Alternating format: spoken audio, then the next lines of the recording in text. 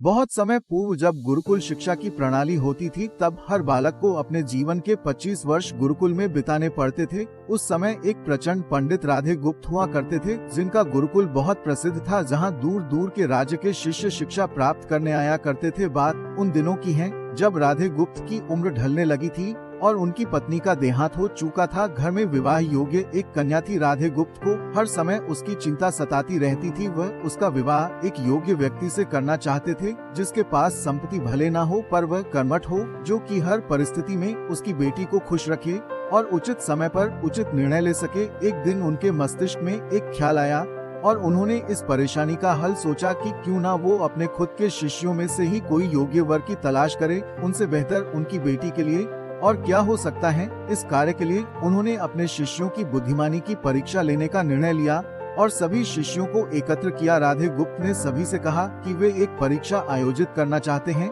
जिसमें सभी को बुद्धिमानी का परिचय देना होगा। उन्होंने सभी से कहा कि उन्हें अपनी पुत्री के विवाह की चिंता है, जिसके लिए उनके पास पर्याप्त धन नहीं है। इसलिए वे चाहते हैं कि उनके शिष्य विवाह में लगने वाली सभी सामग्री कैसे भी करके एकत्र करें, भले उसके लिए उन्हें चोरी का रास्ता चुनना पड़े, लेकिन उन्हें चोरी करता कोई भी देख न सके। इसी एक शर्त का पालन सभी को करना है। अगले दिन से सभी शिष्य कार्य में जुट गए। रोजाना कोई न कोई तरह तरह की वस्तुएं चुरा कर लाता और गुरुजी को दे देता। गुरुजी उन्हें एक विशेष स्थान पर रख देते, क्योंकि परीक्षा के बाद ये सभी वस्तुएं उनके मालिक को वापस करना जरूरी था, क्योंकि वे अपने शिष्यों को कोई गलत ज्ञान नहीं देना चाहते थे। सभी शिष्य अपने अपने हिसाब से कार्य कर रहे थे, लेकिन इनमें से एक शिष्य चुपचाप गुरुकुल में बैठा हुआ था, जिसका नाम रामास्वामी था। वह राधा गुप्त का सबसे करीबी और होनहार छात्र था। उसे ऐसे बैठे देख राधा गुप्त ने इसका कारण पूछा। तब रामास्वामी ने बताया कि आपने परीक्षा की शर्त के रूप में कहा था कि चोरी करते वक्त इसे कोई ना देख सके, किंतु अगर हम अकेले में भी चोरी करते हैं तब भी हमारी अंतरात्मा उसे देख रही है।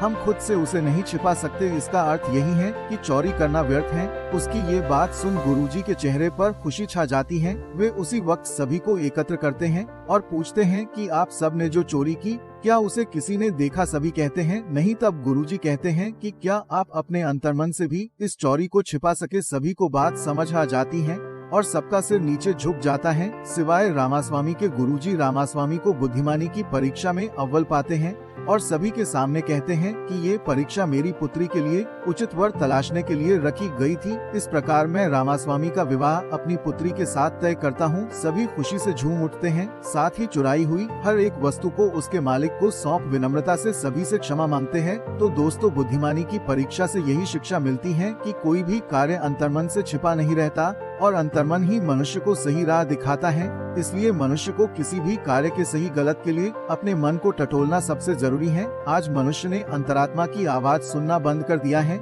इसलिए ही वो गलत रास्ते पर जा रहा है। हमारी अंतरात्मा कभी हमें गलत राह नहीं दिखाती। ये जरूर है कि मन की आवाज हमें वो करने की सलाह देती है जिसे दिमाग कभी स्वीकार नहीं करता, क्योंकि दिमाग सदैव स्वहित में कार्य करता है और मन हमें सही और गलत का परिचय करवाता है। ये सही गलत का परिचय ही हमें सदैव बुराई से दूर रखता है। किसी भी कार्य के पहले हमें मन की आवाज जरूर सुनना चाहिए। इस परीक्षा के जरिए गुरुजी ने अपनी पुत्री के लिए एक उचित वर भी तलाश लिया और शिष्यों को जीवन का अमूल्य ज्ञान दिया। आज के वक्त में कोई भी शिक्षक एवं शिक्षण पद्धति मनुष्य को धन कमाने तक का ही ज्ञान देते हैं। एक बालक का सर्वांगीण विकास कहीं न कहीं लुप्त हो चुका है। आज का मनुष्य केवल बड़े होकर एक धनवान व्यक्ति बनने का ही ज्ञान विद्यालयों में लेता है। उस बालक को सही गलत का बोध कराने का दायित्व कोई भी नहीं देता, क्योंकि उनके माता पिता भी आज के दौर में बस पैसा कमाने में लगे रहते हैं और शिक्षक भी केवल किताबी ज्ञान देकर अपने दायित्व से मुख मोड़ लेता है। ऐसे में ये छोटी छोटी कहानियाँ व्यक्ति को सही गलत सिखाने में अहम भूमिका निभाती हैं,